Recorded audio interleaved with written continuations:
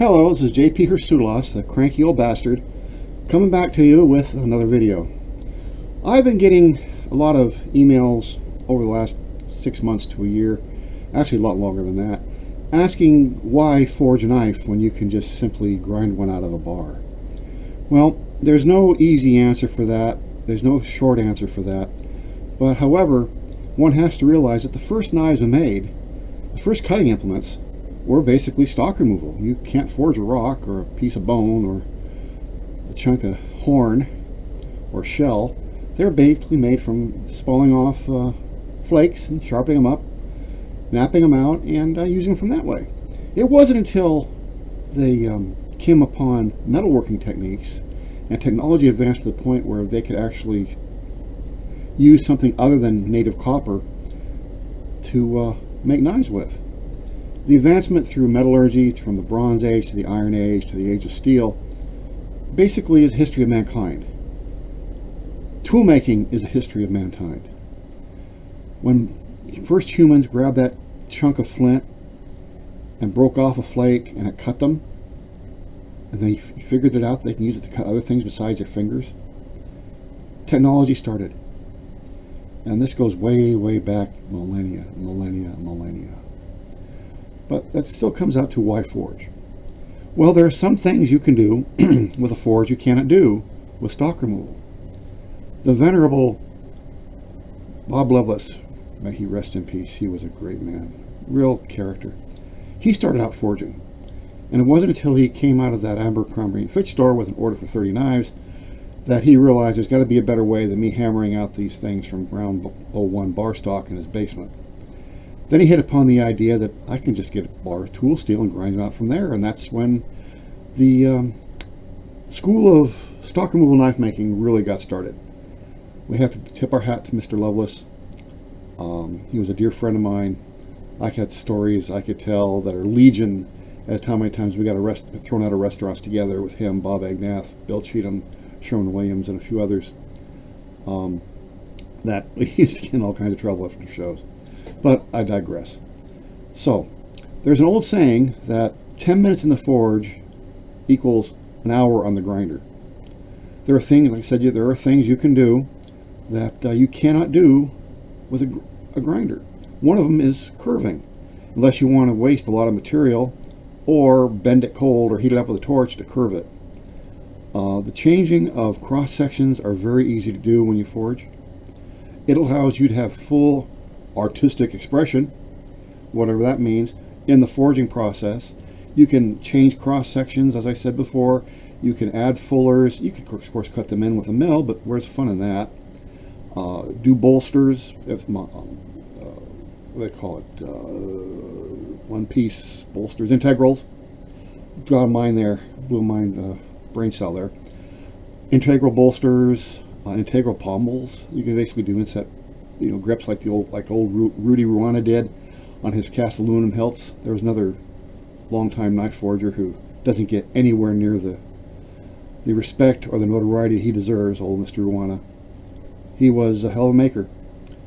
But there are so many ways you can attack forging that it can be anywhere from a simple setup to something more elaborate. You can start off with just something hard and smooth to hammer on, a hammer, a pair of tongs, and some steel, and a hole in the ground for a forge, hooked up with some sort of air source. I've seen countless knives and swords forged out from that basic setup. When I was overseas, and I did get a chance to get away from that monkey farm I was running, and get up into the hill country, like I said before, I used to stop by the tribal smiths and see what they were doing, and some of the work that was coming out of these little workshops all throughout that area was amazing when you consider they were, like I said before, using a chunk of old hydraulic ram or big sledgehammer, or even sometimes just a plate of iron from a railroad tie plate. What do they call them? And the work was just amazing. It's all in the craftsman. It's not really the tools.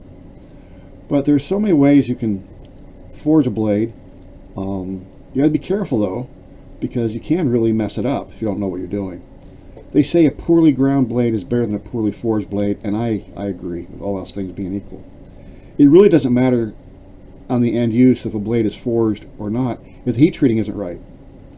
If you have perfect heat treating on mediocre steel, the knife will cut really well.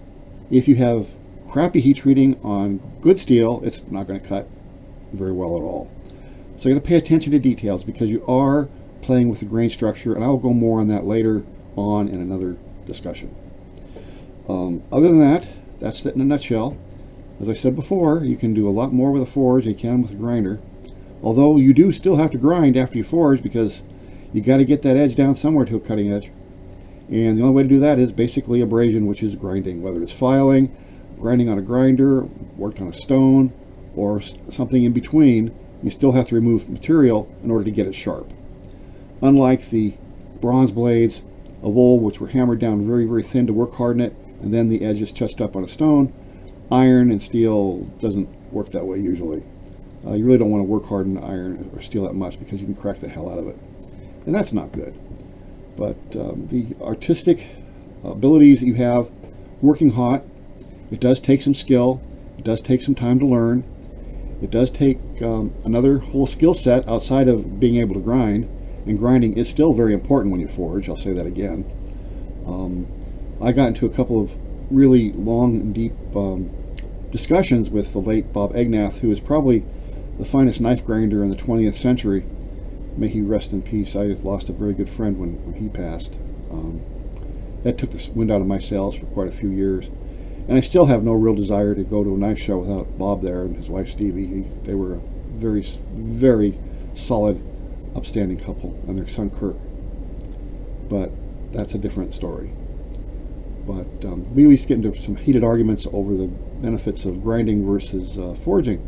But another thing about forging is you can also do pattern welding and lamination and welded cable and welded wire, like I'm demonstrating in my first series. You can't do that in a grinder. It just doesn't work that way. But there's so many different ways you can go about this. You have to come up with your own style, your own ideology, your own thoughts on the matter, and just let yourself go with it.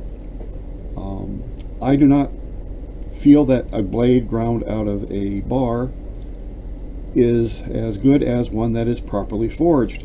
This is going to be controversial.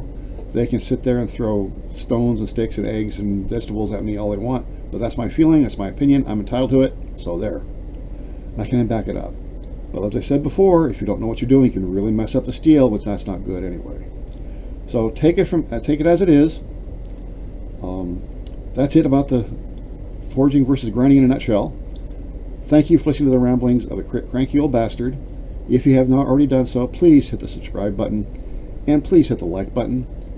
Other than that, have a pleasant evening. May the wise Lord keep you safe, sound, and until then, thank you very much. Good night.